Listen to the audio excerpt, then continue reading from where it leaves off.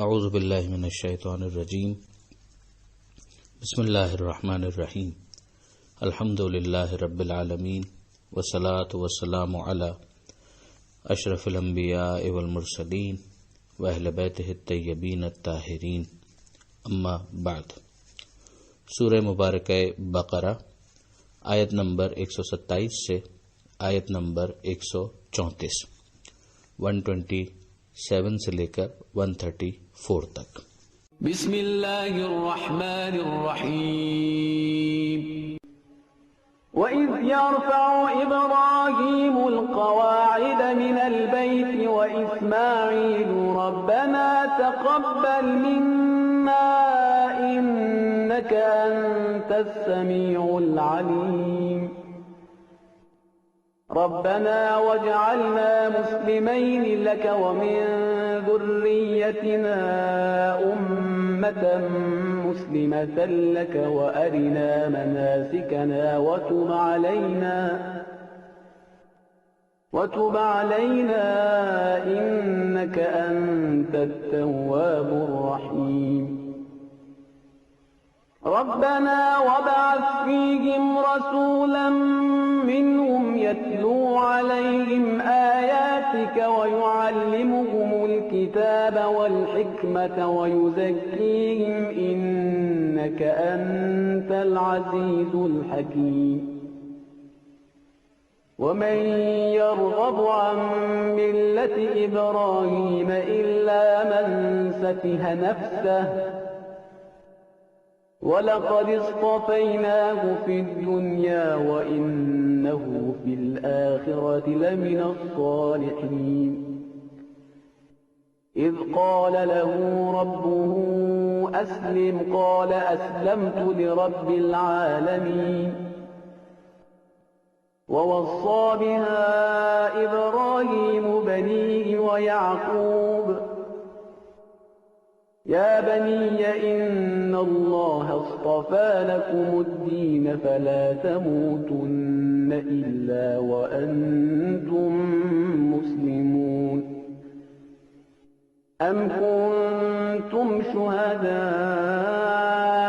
إِذْ حَضَرَ يَعْقُوبَ الْمَوْتُ إِذْ قَالَ لِبَنِيهِ مَا تَعْبُدُونَ مِنْ بَعْدِي قَالُوا نَعْبُدُ إِلَٰهَكَ وَإِلَٰهَ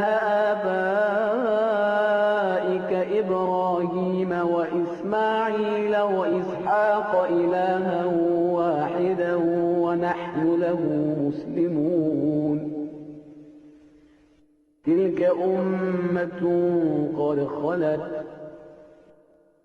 لَهَا مَا كَسَبَتْ وَلَكُمْ مَا كَسَبْتُمْ وَلَا تُسْأَلُونَ عَمَّا كَانُوا يَعْمَلُونَ۔ اس صفحے پر پروردگار عالم نے ابتدا میں حضرت ابراہیم علیہ السلام ہی کا ذکر کیا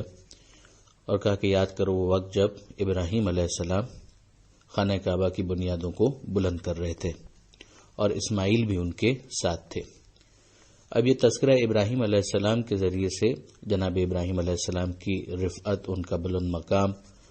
اور نسل اسماعیل علیہ السلام کے اندر جو ایک پورا سلسلہ آنے والا ہے اس کی طرف ان آیتوں کے ذریعے سے متوجہ کیا گیا۔ ایک بات تو یہاں پر یہ بھی سمجھ میں آئی کہ خانہ کعبہ پہلے سے تھا مگر اس کی بنیادیں بظاہر منہدم ہو گئی تھیں،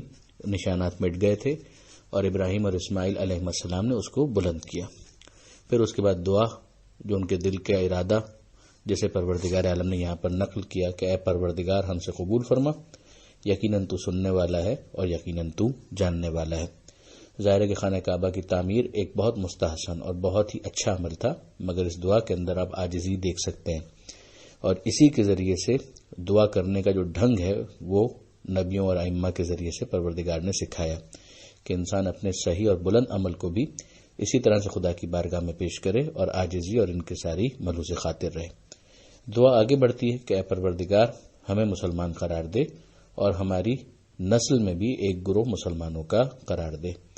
اب یہ عمل کے اعتبار سے مسلمان ہونا، صفت کے اعتبار سے مسلمان ہونا، سر تسلیم خم کرنا مگر یہاں پر گویا پروردگار سے ایک مرتبہ پھر عاجزی کے ساتھ اظہار ہو رہا ہے کہ مالک تو قرار دے، ہم اپنا سا کام کر رہے ہیں مگر تیری طرف سے یہ بات آنی چاہیے۔ اہم بات یہ ہے کہ نسل میں بھی ایک گروہ مسلمانوں کا، گروہ مسلم کا ذکر کیا ہے، اور جب دعا میں جناب ابراہیم کے ساتھ اسماعیل بھی شامل ہیں تو ان کی نسل میں حتماً ایک گروہ مسلمانوں کا رہے گا، اور یہ خود پیغمبر اکرم صلی اللہ علیہ وآلہ وسلم کے زمانے میں آبائے پیغمبر، اجداد پیغمبر کے مسلمان ہونے کے اوپر ایک بہت مضبوط دلیل بنتی ہے۔ وَأَرِنَا مَنَاسِكَنَا، اور ہمیں ہمارے مناسک، ہمارا عبادت کا طریقہ وہ بھی دکھا دے۔ مناسک ویسے تو تمام ہی عبادت کے لیے استعمال ہو سکتا ہے، مگر خصوصیت کے ساتھ اس کا حج کے ساتھ ایک تعلق بن گیا ہے کہ جب بھی حج کے ارکان بیان ہوتے ہیں تو یہی کہا جاتا ہے مناسک حج۔ خود پیغمبر اکرم صلی اللہ علیہ وآلہ وسلم سے بھی جو بعض احادیث منسوب ہیں اس کے اندر یہ جملہ ہے کہ خذوا عنی مناسککم، کہ یہ حج کے مناسک جو تمہارے ہیں وہ مجھ سے سیکھ لو۔ پھر اس کے بعد جناب ابراہیم اور اسماعیل علیہ السلام کی دعا میں اگلا جو حصہ ہے تب علینا، ہماری توبہ قبول کر۔ توبہ رجوع کا مطلب دیتا ہے، پروردگار کی طرف مزید انسان کی توجہات۔ اس کا ایک مصداق یہ بھی ہے کہ انسان جب گناہ کرے تو خدا کی بارگاہ میں پلٹ کر واپس آ جائے، مگر یہاں پر تو کوئی گناہ نہیں ہے۔ یہیں سے ہمیں سمجھ میں آتا ہے کہ توبہ صرف گناہ کے ساتھ تعلق نہیں رکھتی، گناہ کے بغیر بھی ایک مستقل عبادت ہے خدا کی بارگاہ میں توبہ کرنا۔ علامہ سید علی نقی صاحب کے الفاظ میں کہ اس کے ذریعے سے اخلاص عبودیت کا مزید اظہار ہوتا ہے اور رحمت خصوصی اور توجہ امتیازی کی خدا کی طرف سے زیادتی ہوتی ہے، اضافہ ہوتا ہے۔ پھر آگے حضرت ابراہیم اور اسماعیل علیہ السلام کی دعا مسلسل ہے، کنٹینیو ہے کہ انہی میں ایک رسول کو بھیج۔ یہ کنہی میں؟ اسی گروہ مسلم میں، یعنی یہ گروہ مسلمین اس وقت بھی رہے کہ جب وہ رسول مبعوث ہو رہا ہو اور انہی میں مبعوث ہو رہا ہو۔ میں نے جیسا کہ پہلے بھی عرض کیا کہ یہ بہت مضبوط دلیل ہے آبائے پیغمبر کے اسلام کے بارے میں اور ان کے موحد ہونے کے حوالے سے، اور ان کا کام یہ ہو اس رسول کا کہ وہ ان کے درمیان آیتوں کی تلاوت کرے تیری، اور ان کو کتاب کی تعلیم دے، حکمت کی تعلیم دے، اور ان کے نفسوں کو پاک کرے۔ یہ مضمون سورہ بقرہ میں ایک اور جگہ بھی آئے گا، اور اس کے علاوہ سورہ آل عمران میں بھی اور سورہ جمعہ میں بھی۔ پھر اس کے بعد ہمیں یہاں پر یہ بھی سمجھ میں آتا ہے کہ جس رسول کی آخری زمانے کے اندر حضرت ابراہیم علیہ السلام اور اسماعیل علیہ السلام دعا مانگ رہے ہیں،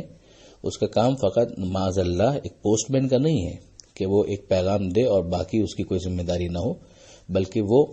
معلم اعظم بھی ہے، حکمت سکھانے کے اعتبار سے مرشد اعظم بھی ہے، اور تزکیہ نفس کرنے کے اعتبار سے مصلح اعظم بھی ہے۔ یہ مولانا عبد الماجد دریا آبادی کی تعبیر ہے جو بہت خوب ہے۔ اور پھر اس کے بعد پروردگار عالم نے ایک تبصرہ کیا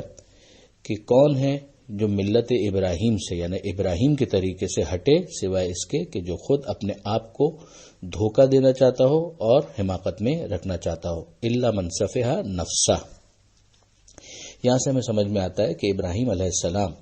جو کہ مورث اعلیٰ بھی ہیں، جد بھی ہیں، اور انہی کی نسل میں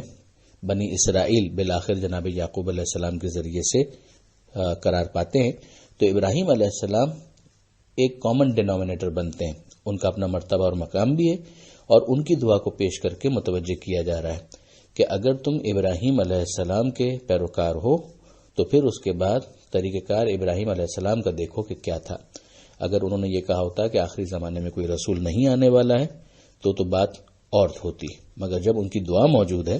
تو پھر اس کے بعد اس آخری نبی کو قبول نہ کرنا یہ ابراہیم علیہ السلام کے طریقے سے ہٹنے کے مترادف ہے۔ مختصراً عرض کر دوں کہ خود توریت کے اندر بھی ہمیں حضرت ابراہیم علیہ السلام سے پروردگار عالم کا خطاب نظر آتا ہے کہ میں نے اسماعیل کے بارے میں تیری دعا سن لی۔ اسی طرح سے توریت کے اندر حضرت موسیٰ علیہ السلام اپنی قوم سے مخاطب ہو کر کہتے ہیں کہ خداوند تیرا خدا تیرے لیے تیرے ہی درمیان سے تیرے ہی بھائیوں میں سے میرے مانند ایک نبی برپا کرے گا، تم اس کی طرف کان دھرو۔ ظاہر ہے کہ جماعت کے اعتبار سے بنی اسرائیل کے بھائی بنی اسماعیل ہی سمجھے جا سکتے ہیں، اور اسے ظاہر ہے کہ یہ ایک نبی اولاد اسرائیل میں نہیں بلکہ اولاد اسماعیل میں ہوگا، جو مثل موسیٰ صاحب شریعت اور کتاب ہوگا۔ اسی کو قرآن مجید نے حضرت پیغمبر کے حوالے سے سورہ مزمل میں یہ ارشاد فرمایا کہ اِنَّا أَرْسَلْنَا إِلَيْكُمْ رَسُولًا، ہم نے تمہاری طرف رسول بھیجا، شاہدًا علیکم، جو تمہارے اوپر گواہ ہے، کما ارسلنا الی فرعون رسولا، جیسا کہ ہم نے فرعون کی طرف رسول بھیجا تھا۔ پھر اس کے بعد پروردگار عالم نے حضرت ابراہیم علیہ السلام کا مرتبہ سمجھایا کہ انہیں دنیا میں بھی منتخب کیا گیا اور آخرت میں بھی وہ صالحین میں سے ہوں گے۔ ان کی خو یہ تھی کہ وہ خدا کی بارگاہ میں سر تسلیم خم کیے ہوئے تھے، اور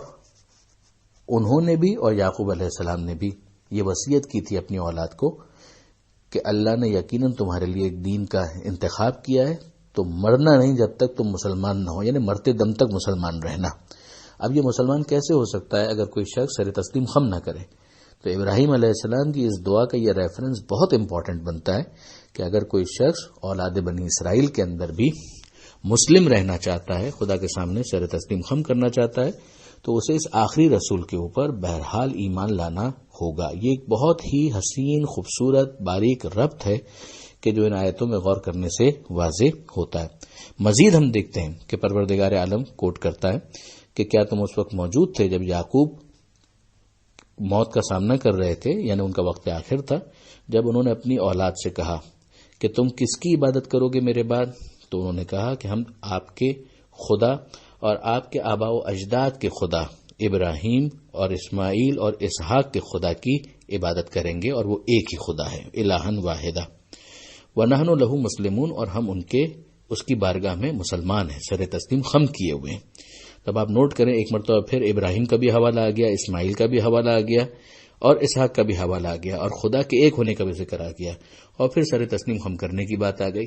تو اب اس آخری رسول کے اوپر ایمان نہ لانا یا اس کو قبول نہ کرنا، یہ گویا ابراہیم علیہ السلام کے اس پیغام کی نفی ہو جائے گی۔ اس بات کی طرف بار بار یہود اور نصارہ کو متوجہ کیا جا رہا ہے۔ ضمناً یہ بات بھی سمجھ میں آتی ہے کہ اسماعیل علیہ السلام کو یعقوب علیہ السلام کے بیٹے اپنے باپ کے طور پر بتا رہے ہیں۔ ظاہر ہے کہ یعقوب علیہ السلام کے والد جناب اسحاق علیہ السلام تھے، اسماعیل علیہ السلام ان کے چچا تھے، مگر ان کو بھی باپ کہا جا رہا ہے۔ یعنی یعقوب علیہ السلام کے بیٹے کہہ رہے ہیں کہ آپ کے باپ ابراہیم، یہ تو دادا ہونے کے اعتبار سے ہو گئے، اسحاق یہ باپ حقیقی ہونے کے اعتبار سے ہو گئے، اور اسماعیل چچا ہونے کے اعتبار سے باپ کہلائے۔ تو ہمیں سمجھ میں آیا کہ قرآن مجید میں یہ لفظ باپ، آبا، اب یہ استعمال ہوا ہے چچا کے لیے بھی، لہذا اگر ابراہیم علیہ السلام کے اب کے طور پر جو لفظ استعمال ہوئی ہے اس میں یہ کہا جائے کہ آزر ان کے چچا تھے، تو یہ قرآن کے لفظ اب کے استعمال کو دیکھتے ہوئے بعید نہیں مانا جائے گا۔ اب آخر میں جو پروردگار عالم نے تبصرہ کیا ہے وہ بہت اہم ہے کہ ایک گروہ تھا یہ کہ جو گزر گیا، یعنی یعقوب نے جو کہا، اپنے بیٹوں سے کہا، جو انہوں نے کہا اور جو انہوں نے کیا، اچھا کیا ان کے بیٹوں نے تو ان کے لیے، برا کیا تو ان کے لیے، یعنی اب اے بنی اسرائیل تم اس قانون کو سمجھ لو، اور اس کے ذریعے سے سارے مسلمانوں کو بھی سمجھایا جا رہا ہے کہ وہ بھی اس قاعدے اور قانون کو سمجھ لیں کہ یہ گروہ تھا، گزر گیا، ان لوگوں نے جو کمایا وہ ان کے لیے،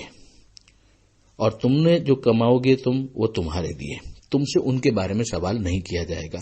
اب تم اپنا اعمال نامہ درست کرو، اپنے عقائد کی اصلاح کرو، اس نبی پر ایمان لے آؤ، اس پر اسلام لے آؤ، اس کا دین قبول کر لو